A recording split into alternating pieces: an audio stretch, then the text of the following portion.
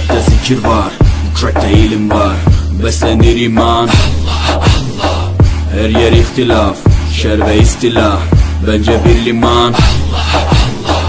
Gerçekte kitapta yazılı bu Kur'an. Dur bak burada flow mus'ab, anlatır hak kitap, yalan ve hakikat, cabası tarikat, Allah Allah. Sana yobaz derler, böyle olmaz derler. Onlar gibi düşünmedikçe çoban derler.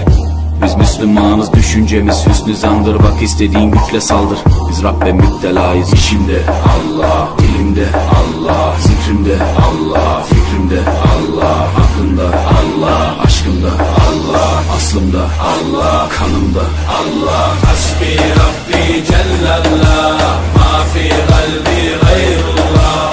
Nur Muhammed sallallah, la ilahe illallah.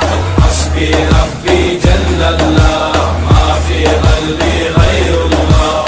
Nur Muhammed sallallah, la ilahe illallah. Bu benden bir davet, nefse ikamet, hem de tek çare Allah Allah. Bu hayat imtihan, şeytandan intikam, sayısız iltifat Allah Allah. Güvendiğin dağlara kar yağar bak ancak Allah asla seni satma.